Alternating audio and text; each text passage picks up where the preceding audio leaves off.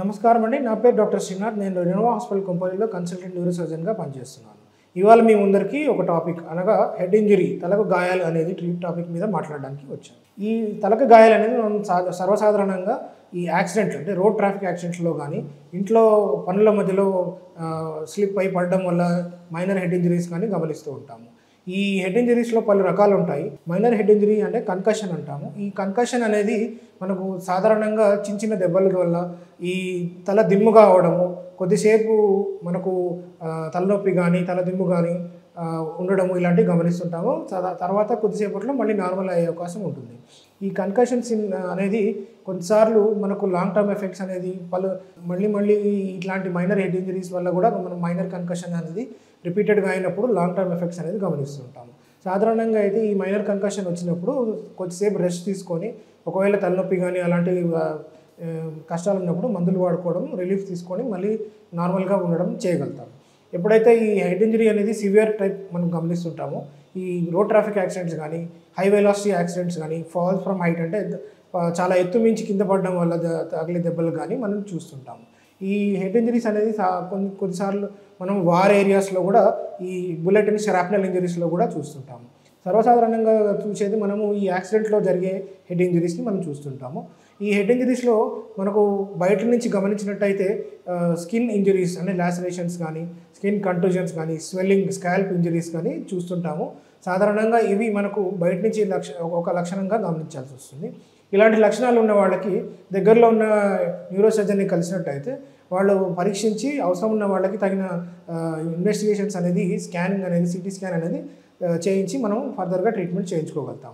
ఎప్పుడైతే మనకు పేషెంట్ల లక్షణాల్లో ఈ స్పృహ కోల్పోవడం అనేది కానీ, వాంతులు రావడం అనేది కానీ, చెవులోంచి ముక్కులోంచి రక్తస్రావం జరగడం కానీ ఇలాంటివి చూసినప్పుడు, మరియు కాలు చేయి వీక్నెస్ కానీ, తిమ్మిర్లు కానీ గమనించినప్పుడు ఈ హెడ్ ఇంజరీ ఎఫెక్ట్ అనేది చాలా జాగ్రత్తగా పరీక్షించి తగిన సిటీ స్కాన్లు చేయించుకొని ట్రీట్మెంట్ అనేది చేయాల్సి ఉంటుంది.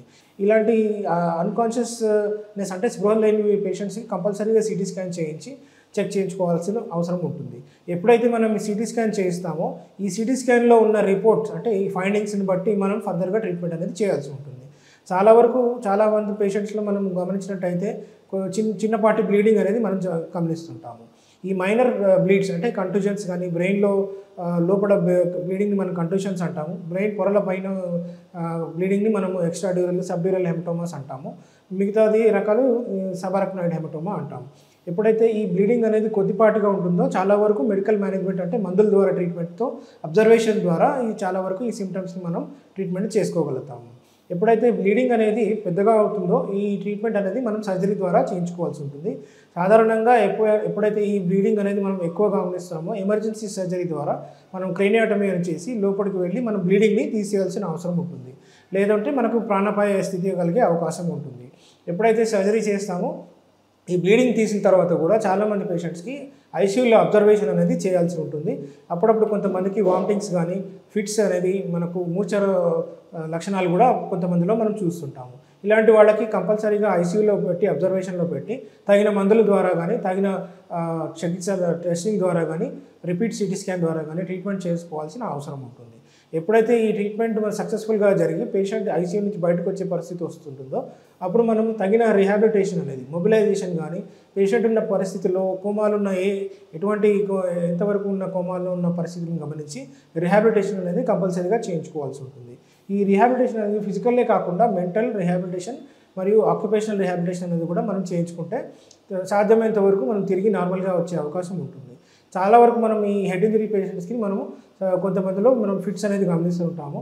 చాలామంది మందుల ద్వారా జరిగే ఈ ట్రీట్మెంట్ని అశ్రద్ధ చేయడం వల్ల ప్రాబ్లమ్స్ తెచ్చుకునే అవకాశం ఉంటుంది. కాబట్టి ఈ న్యూరో సర్జన్ అడ్వైస్ తీసుకొని ఎన్ని రోజులు అయితే తగిన ట్రీట్మెంట్ అనేది అవసరమో కంపల్సరీగా అన్ని రోజులు వాడినట్టయితే చాలా వరకు ఈ ప్రాబ్లమ్స్ మనం తప్పించుకోగలుగుతాము. మళ్ళీ నార్మల్గా లైఫ్ అనేది చేయించుకోగలుగుతాము. Thank you.